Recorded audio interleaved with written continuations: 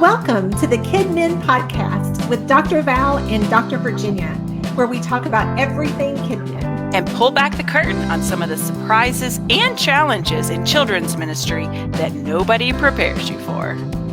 I'm Dr. Val, and together we have over 45 years of experience in children's ministry. I'm Dr. Virginia. Valerie and I met over 10 years ago in our doctoral program at Southeastern Baptist Theological Seminary. We are excited to share with you all the great stuff that we have picked up over the years. We want to minister to you, the children's minister. Welcome, friends. Thank you so much for joining us today. Dr. Virginia, how are you? Good. How are you, Dr. Val? I am doing well. I am loving the fall weather. I am really excited to put out my pumpkins and all my fall flowers. And I know I should probably have already done that, but we're still working on getting caught up here at our house.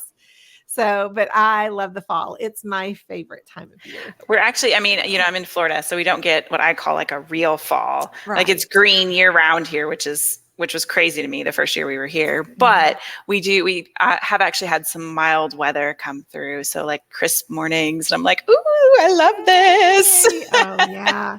We were driving through town last night and realizing that the trees are changing now. So it's like we're in that full fall feel. Ooh, I love it. It's very exciting to me because I like I said, I love fall. I love Thanksgiving. Yeah. So it's just one of my favorite times of the year. And I have a strict rule in my house. We do not do Christmas until the day after Thanksgiving. Do you start doing Christmas earlier? I don't know. Our Christmas decorations have been very minimal in the past couple of years, just because our kids were in the stage of like getting into everything. Right. I was more before kids. I was more of a, decorate like November 1st kind of person. So see, I love the thought of that, but I think my problem is that I love Thanksgiving so much. And I feel like if I rush into Christmas, Thanksgiving just kind of gets completely ignored. And I enjoy it so much, I don't want to miss it. But I can't really bring myself to watch Christmas movies until after Thanksgiving. We don't get our tree until we literally go get our tree the day after Thanksgiving. We wanted that for a long time. But we wait until the day after Thanksgiving to do all of that. Well, I mentioned this because Christmas is what we're going to be talking about today. Yes. When the leaves started changing and the weather started getting cooler, my brain automatically went to that. Even though I'm not serving in a church right now, my brain went to panic. Oh, wait, am I ready? Because it's just so many years of being so used to, am I ready for Christmas? Do I have my calendar set up for Christmas? Do I have everything ready to start preparing? And so it made me think, we should maybe have a time of just chatting a little bit about some of the things that we've done in the past for the holiday season, for Christmas in our children's ministries, and what are some of the things that we focus on. And so we just want to take a few minutes today to chat about what we've done in the past, and hopefully it will give you some suggestions, some ideas of things that you can think about for this year, or maybe start to plan for next year. So, Virginia, what is one of your favorite things to do with your kids at the church during the holiday season?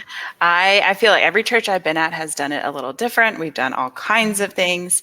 One of my favorite things, though, is Operation Christmas Child. We were talking about this. This is something that you actually have to do before Thanksgiving. Right. Because those boxes are due in November. Yes, is prior to Thanksgiving. But that is something that we love to do with kids. And so I've been at different churches that have done it different ways. I was at a smaller church that would collect supplies throughout the year. So as soon as we finish one packing in November, in December, we're already collecting a certain sort of supplies all month long. So collect them all throughout the year and have one big packing night where kids and adults all together just, would pack usually over 100 boxes, something between like 100 and 150 boxes in this church of like 80 to 100 people. But just because we had collected it all year long. And then I've been at another church where we had a lot of supplies donated, and then kids got to pack it. And so, we've done it different ways, collecting all year long, sort of strategic donations. And so, but packing OCC boxes has always been something that we've really enjoyed. It is a lot of fun, and the kids enjoy it, and it's a hands-on thing that the families can do together. And I have been a part of churches or worked with churches that have done the monthly collection, where this month we're collecting toothbrushes, school supplies. we're doing school supply, and so that you have it all throughout the year, so you're collecting all throughout the year. Personally, usually what we have done is to set up the boxes in the fall to and give out the list of the things that we need, and have the families bring it, or have people donate money so that we can purchase the items, so that we could set up boxes. But I always tried to have the boxes out available for families to pick up, so that they could actually take them and be able to do that themselves as a family, and then bring boxes in if they chose to. But it has always been a really great thing. One of the things that we did as well, when we lived in a larger city, there were a lot of different organizations that had like the Christmas Angel type program, where they would be collecting coats and toys for people who had requested assistance during the holiday season.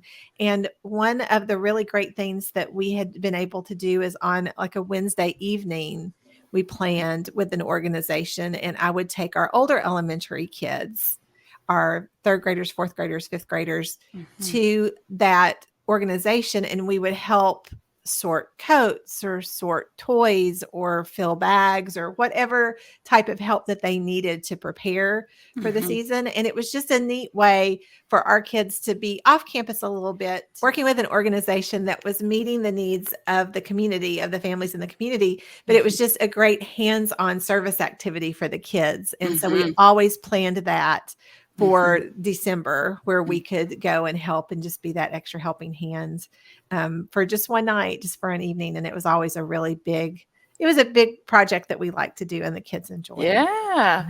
It's interesting that my current church essentially does that same sort of thing, like within the church. And so it's not necessarily a children's ministry thing. It's like a bigger project, but they have essentially like an angel tree within the church of like getting kids and families' names from the schools. My previous church had a big event where to give away coats and toys. And so even with that big event, the kids would have an opportunity, just like what you're saying, to kind of help sort things and help with the setup. And so those are two other great just outreach events of that nature for kids to be able to help with.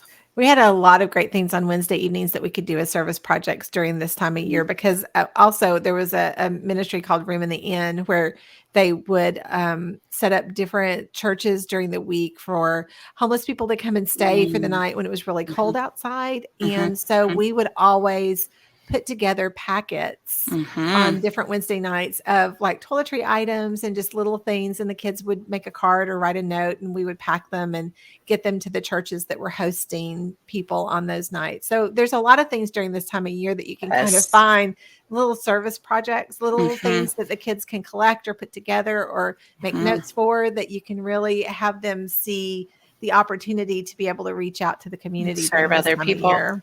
Yes. So finding those things in your community, the places are really good. Yeah. And another thing we would do is we would do caroling. And so the kids would make little ornaments. So we'd have a family meal. The kids would make little ornaments. And so we'd go caroling to sort of a combination of like nursing homes and, shut-ins of church members who aren't physically able to come to church anymore. And so we would send out, teams of families and church staff members, and the kids would take their little ornaments, and we'd carol, and they give the little ornaments. And so, so that's another way to do some outreach and have something musical in nature, which we were just laughing. We are not musical people. We are not musically inclined. Neither one of us are. But we have to be in some ways, because it is important to bring music into our ministries. And we'll talk about that here in just a few minutes. But I agree. I'm typically not the most musically inclined person, because you do not want to hear me sing, but I will sing with kids. So you have to figure that out. We would go caroling. We'd go singing at a local nursing home or a care facility for seniors. We would try to do that all throughout the year, actually, but especially during the holiday season to go sing. And yes, we are not musically inclined in any way whatsoever. It's really a stretch to be able to do it, but it's finding those ways that you can build it in. One of the things that we also did was if we had kids that played instruments, we would actually encourage them to play an instrument at the nursing home. So I we love would have it. kids that play the violin or they played the clarinet, or, we would have them come and they would do that as well. So it gave them an opportunity to play an instrument as well as to sing. Or if I really had a group that did not want to sing, because there were some years that I would have groups that were just like, please don't make us sing, because they just were not. Then what we would do is to make cards or do artwork and then take it and just visit and just hand out artwork or hand out cards. So there's all sorts of ways that you can kind of build in these little Christmas projects, service projects in during the Christmas season. The nursing homes are often looking for groups that can come in and do crafts with senior adults at Christmas or to do, because they like to sort of have a lot of different things going on during the month of December. So checking with your local nursing home, your senior living facilities, it's a great way to, again, bring your kids in to help. What else have you done in the past? Well, let's just go ahead and jump into the topic of musicals. Oh, see, I was afraid you were going to do that. Yeah. Yes. So again, Valerie and I were talking, we have always been in the position where we've had other music leaders or great volunteers who ultimately have been in charge of the Christmas musical. And so we just kind of are like, what supplies do you need? Yes, I'll order those. Yes. But yes, definitely Christmas musicals. I know this is a very popular time of year to have the kids get up and sing. And even if it's just, a couple songs on a Sunday morning, even if it's not a full blown musical with memorizing your lines and wearing the costumes, even if it's getting up on Sunday morning and learning a couple Christmas songs and singing those as well. Those are a great opportunity for kids, like we said, to have that musical component in the ministry.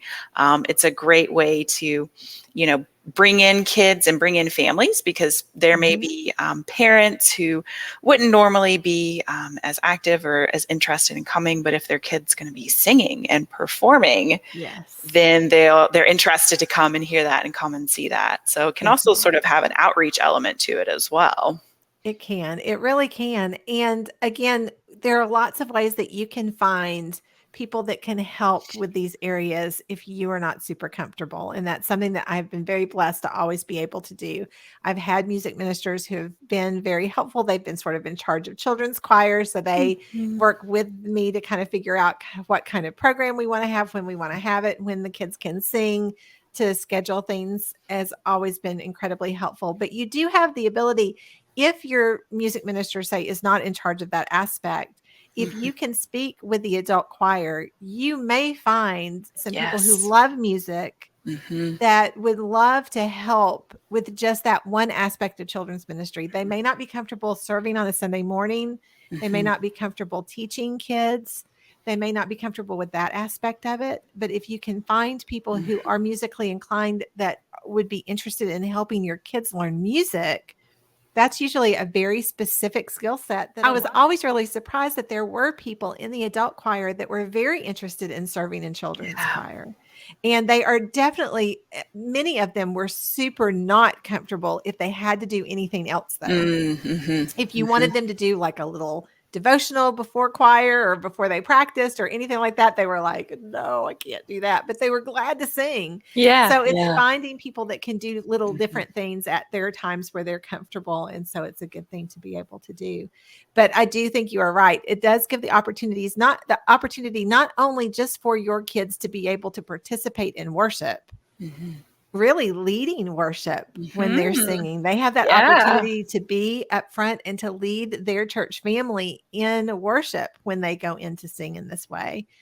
But it also does offer a lot of opportunity for grandparents and parents that may never walk through your door for any other reason than to see their kid up on that stage. Yeah. And so I think it is a really great opportunity that we have to do that, to help our kids to be able to participate in service, but also to bring families in. So that's an awesome way to do it. And there, we were talking earlier too, before, about just the difficulty in finding resources for this kind of thing. And it really, really is hard to find resources for musicals. But one of the things that I always suggested to churches is that if you are a smaller church and you're having trouble finding those kind of resources, if you can contact a larger church in your area, they may still have copies of musicals that they've done in years past, that they would not mind sharing that information with you, or for you to be able to find, different kinds of resources to be able to utilize, especially if you have a really tight budget and you are a smaller congregation where you just need a little bit of help. A lot of times those resources are there, that they'll loan them to you, or you can use them in that way. So you just never know. Just kind of check and see, or check with your association. Your association may have help in that way, where they can connect you to some resources. But there's a lot of different things out there to find. Well, one of my very favorite things to do during the holiday season is to have a family night. I try to do it early in December when I can, because December starts to fill up really quickly. But basically, I just sort of made it, I wanted it to be like a mini fall festival almost, but for Christmas. And so I loved setting it up where obviously it would need to be inside. So we would use like the fellowship hall or the children's classrooms, kind of wherever in the building that I was in at the time, that we could make it kind of work. But to set up booths all throughout and have different activities at different areas. And basically the families would just rotate through the booths. And so some years I actually purchased kits that would set this up. So they would actually have all the decorations that you needed, you could purchase from them, and they'd have the kit with the materials, and you would purchase, like, for example, I remember one year we did Christmas tree ornaments that had gold, frankincense, and myrrh in it. So they were like a little clear crystal tree ornaments, like a glass, the little tree clear ornament. balls. Yeah, and you could just take the top off of it. And they had little packets of like gold. I put some gold tinsel for gold, and then just a little bit of frankincense and a little bit of myrrh, and then have them just kind of drop it into, and then use a little gold ribbon to tie. Or they might paint, an ornament or do something. But I usually had like an ornament crafting station. We had some games. So just like at a fall festival, where you have the games where you toss something, into something. We would just have some little booths and little tables with that. We would have a room where somebody would be sharing the Christmas story. So they would be telling the birth of Jesus. And some years we would have the whole production where people would be dressed and they would be acting it out. And some years it was just, one of our helpers that would just be sitting in a chair with a book and just showing pictures. We did it differently. I did it differently every year probably. But having that opportunity, then we'd have like a little snack area where they could get their snacks. We might make sugar cookies, with green and red and different colors or something, just different things for each station for the families to just sort of wander through and to be able to do things together as a family. So it was one of those nights that we definitely build it as, this is a family event. This is not a drop off your kids off and leave. Now I did have either a youth helper or a teacher at each booth, obviously helping the families be able to do the things that they needed to do. But it wasn't such where the parents would just drop off their kids and the parents would go someplace else. It was designed for the families to be together, event for the evening. And like I said, some years I purchased kits for that. And some years I just set it up myself like I would a fall festival, and then just choose the different events and things that they were going to do at each booth, just according to, what my budget was for the year, or what I happened to find or run across, or what I liked, or that type of thing. But it was just a really neat opportunity for the parents to come with their kids on an evening and just spend time together with in your ministry. And so I got to build a lot of relationships with people, and they got a chance to be, in the classroom with their kids, and they got to see what we do. And so it really helped in a lot of different ways, not just tell parents about what I do, but also just have them be more familiar with the space and to be able to participate. So it was always a fun night. Yeah. And what's interesting is I've been at churches that have done something similar, but on a Sunday morning, particularly like the Sunday mornings, like right before or right after Christmas. Usually those are the days when everyone goes out of town. And so, typically we would have a Sunday school hour, but instead converting that into like a family breakfast event. That way you're not trying to like scrape together, 100 subs across all the classes and trying to figure it all out. That way, on those Sundays have a family breakfast. And so I've been at churches that have done it different ways. I've been at churches that have done it in sort of like a potluck style. I've been at churches one church where the men's ministry would get up and just cook this huge breakfast. They get up there at 5 a.m. and just start cooking and cook this huge breakfast for the whole church. And then, we would have activities like crafts.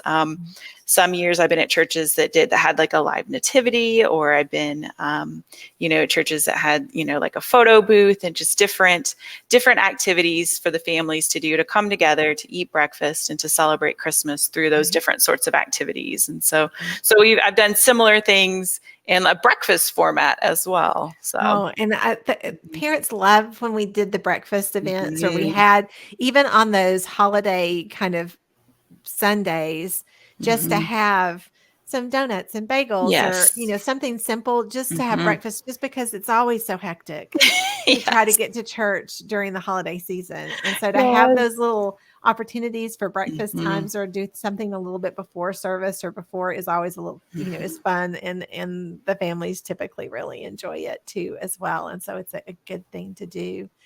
At the churches where you have served, have you primarily, if Christmas Eve or Christmas Day falls on a Sunday, like this year, is it this year? See, this is how far removed I've been this year. I hadn't even looked at that yet to see what day it Christmas is. Day is a Sunday this year. So will you have childcare on that Sunday morning? No, we will not. We will be doing a family service. So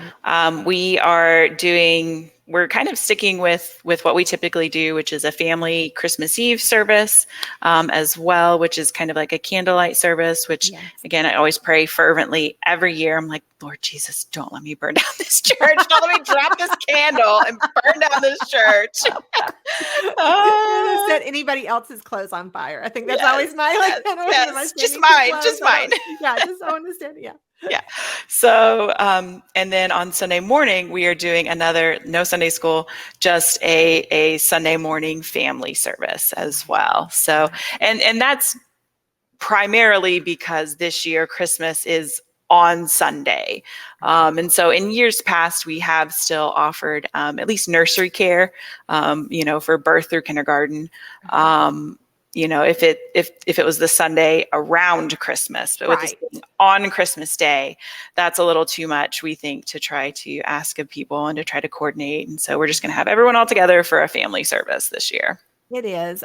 I wanted to mention it because I know a lot of children's ministers really struggle with this, because there is a lot of pressure that every time the church doors are opened, that there be some sort of what most people consider to be childcare during the service, where we know, I it's never ministry. have childcare. It's always ministry. No matter when I have the kids, I'm always going to be teaching something, sometimes more elaborately than others, but there's always going to be a lesson. There's always going to be activities. It's, we're never just babysitting. Right. We're never just doing childcare, but there is sometimes a sense of pressure for these kinds of days. Well, it's Christmas morning, but yes, we still need to have childcare. And it's a conversation I've had to have with a lot of pastors over the years, to sort of help them just process something that they've never really thought of before. Because again, they're under a lot of pressure to have that care too, because people are going to say to them, well, you didn't have someplace for my child to go. And I think that it's really important for pastors to realize that people who serve in your preschool ministry need to worship with their families on the holidays just as much as everyone else does. Mm-hmm. Mm-hmm. And so it's really important that you try to provide the opportunities for them to be able to be with their family. So when you have a family service, and I always had a nursery classroom open for parents to be able to bring their children in to change them or to feed them Right, or right. just to If sit. they need facilities, yes, Right. And yes. if I did have a church that had the video aspect going to make sure that that was running. Normally, I did not run the video in children's classrooms, but on those particular special days where we didn't have that offered for kids to be able to come into the ministry, I tried to have that available in the nursery area for parents so that they could still see the video stream if they did have to take a fussy baby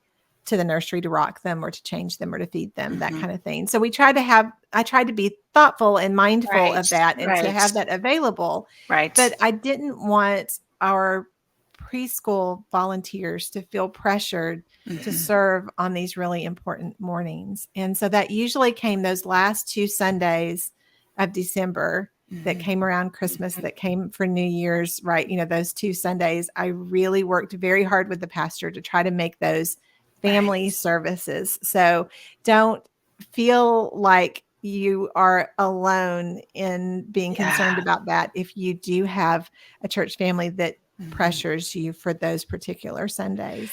Sometimes if people are really pushing for that, I can be like, oh, so you're signing up to serve then? Yeah. And they'll be like, to kind of, let them know, oh, wait a minute. And they'll be like, oh, no, Somebody has to do that. Oh, I yeah. serve. I want to bring my children. Oh, well, I mean, Oh. someone has to serve that Sunday then. And so it's just, yes, it really is. And there are some churches, I've worked with a lot of churches that will do the paid childcare workers for those special events. But I typically go back again to it is they want to be with their families a holiday. too. They typically do not want to be working either. And so it's finding that balance of being able to make sure that we are looking at the ministry as a whole, and we're not burning out our volunteers by asking them to do things that are really, really difficult. And not being with family on some of those days are really, really difficult. And so I think it's important for us to remember that. Right. So, Dr. Virginia, what other types of events did you have during the Christmas season? One thing that I am working on preparing right now is looking ahead towards like family devotional guides, family Advent guides, that sort of thing, prayer guides related to Christmas, related to Jesus's birth. This is a great time to encourage families to begin that habit of doing family devotionals and provide some resources for that. I actually printed off and then left on my desk the Lifeways 2022 Family Advent Devotional Guide. I was going to mention that if you hadn't, because the nice thing about their Advent guide is that they've set it up so that you can edit it yourself. So you can put your church information on that before you print. You can have that a little bit more set. I mean, it's obviously done by Lifeway and their information is on there, but an opportunity to customize it to your church so that as you hand it out, you're also handing out information about your calendar, events that are coming up for the season. You can, adjust it a little bit. And so I love that resource. And also, even though obviously I write children's material, that's part of what I do now for a living, but I really feel like that there are some events and some things that you don't have to reinvent the wheel. If you are just really pushed for time, if you have a lot going on, if we can utilize resources, I think it's a really great thing to be able to do. So I always tell people, don't feel like you have to write your own Advent. Don't feel like you have to write your own devotional. There's so many opportunities out there. But yes, the Lifeway one is one I've always used. I really like it a lot.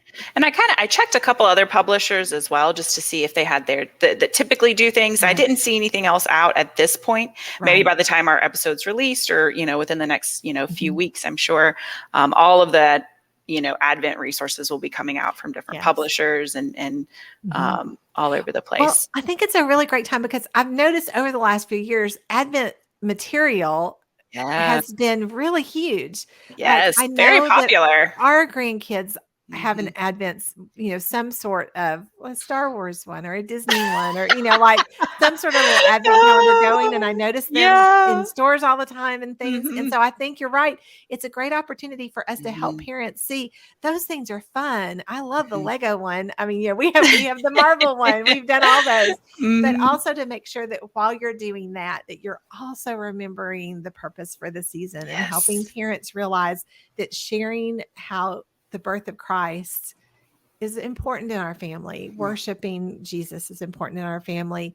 Telling people about how Jesus was born for us. And so it's really a great way to encourage your parents to make it easy for them. To be able to remember to do that by offering these kind of resources to them. And the little Lifeway Advent Guide, I did thumb through it. It has activities that you can do for each week. It has like a little paper nativity that kids can color and then set up. One of the things that I'm looking at doing either with maybe either a little plush baby Jesus, which I saw some of those on Oriental Trading, which is a great place to find all kinds of stuff. Oh, honestly, it really is. Either a little plush baby Jesus or maybe a little wooden peg, something to include in there with the idea of, include Jesus in all that you do this season. As a little reminder of, as you are doing your Christmas preparations, pull out your little plush baby Jesus, give that to kids, because that's the sort of thing that kids would love. And it's both a symbolic reminder and also a little physical reminder of including Christ in all that we do in this season. I think my favorite purchase that I ever made was the little play school version of the nativity, because it's the little solid people. Little plastic, and it has the whole pieces. And so I can go into a preschool classroom and sit down and let the kids arrange it however they want to, as we talk and as we tell the story, and to act it out with them. And so having something hands-on that the kids can use, because so many nativity scenes are beautiful, but they're fragile, or breakable. We tell kids not to touch them because we don't want them broken. And so finding those types of little wooden ones or little plastic ones that you can have them manipulate and move, I think is a really great thing for you to be able to have on hand and to be able to have those to use. And so, that's a really great thing to offer. We were talking earlier about whether or not you give a Christmas gift to your kids. And so when you're thinking about little things like what you just mentioned, that would be a really neat sort of little Christmas gift for a little thing that you give. Have you typically given a Christmas gift for your kids? I haven't, that's not something that the churches that I've been at have historically done. And so that's not really something that I've done, but I think I would want to, like I said, tie it into Advent, or even another thought that I had that might do this year, might not, sending home boxes of cake mix. That way they can bake a happy birthday Jesus cake at home as a family. And so things like that, again, help redirect them to the real meaning of the season, to Jesus and his birth. Yes. Well, and those are the types of things that I typically did. I made sure that I mailed a Christmas card to all of my kids.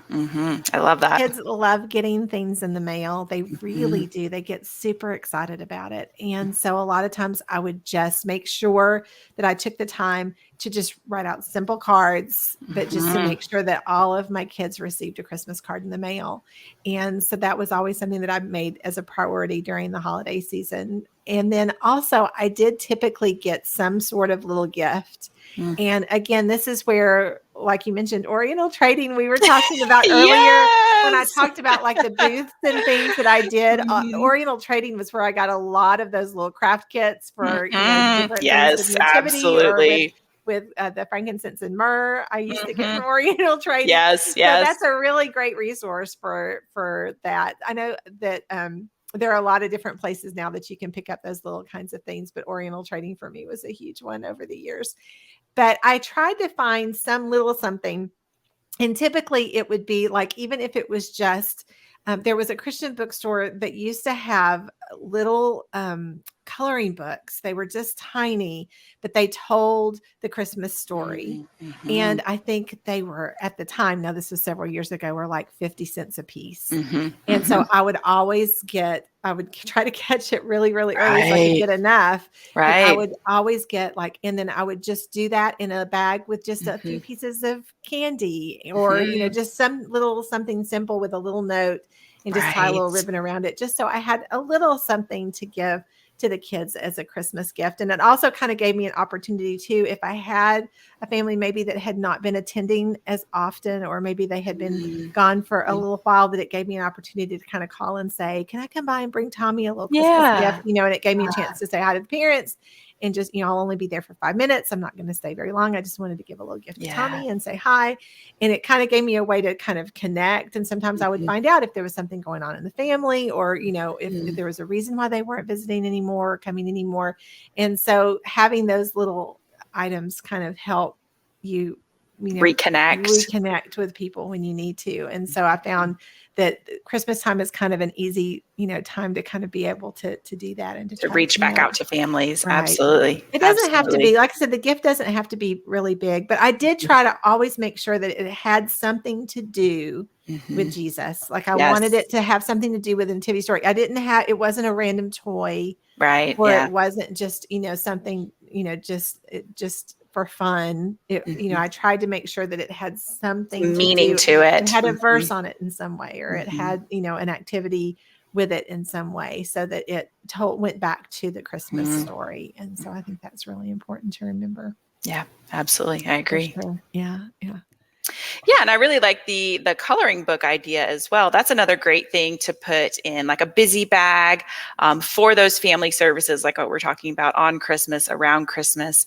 That way you're not just saying like, okay, take all your kids to the service, but here's some things that they can do during the service that are about the birth of Christ, that are about Christmas. And so, those activity pages and coloring books and different little things that you could put in a busy bag for those family services. Right. Having the worship notes kind of package even for the elementary and older elementary, where you might have them have a kind of a guideline for, what was your favorite worship song, write down 3 words that your pastor says, those kinds of little notes that help the elementary kids stay engaged as well. And it gives them sort of something to sit and work on and do that's a little different when they're in worship service. So I think those things are really, really helpful. I enjoy having things for parents to help encourage the kids to participate in the worship service. And I really do think that that's one of those conversations that you really should be involved with in planning that service, that family service, to help pastors think about, do you want to do a little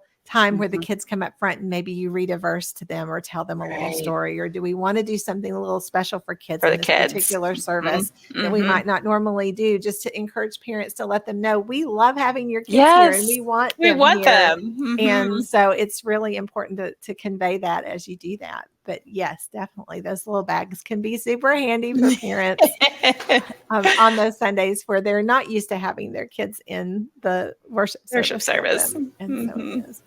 There are so many things to do at the holiday season, and I hope that we didn't cause you more stress as talking about it, as you're thinking about all the things you want to do. We're hopefully helping with maybe ideas and suggestions, because there are so many different things you can do, but we love this time of year, and I really do enjoy planning to help families be able to celebrate the birth of our Savior, because Christmas can be such a busy time.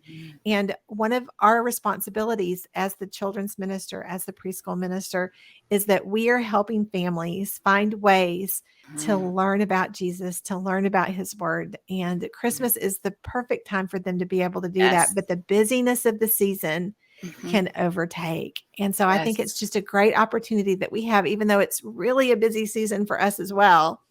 But to find those little moments, find those special ways that we can help parents connect with their kids and the story of Jesus's birth. And so, well, Dr. Virginia, this has been a lot of fun talking a little Christmas, getting ready for the season, getting excited. We hope that we have been helpful. We hope that you have enjoyed our conversation. We are so thankful that you joined us, and we have enjoyed talking with you today, and we look forward to talking to you again soon. Bye-bye.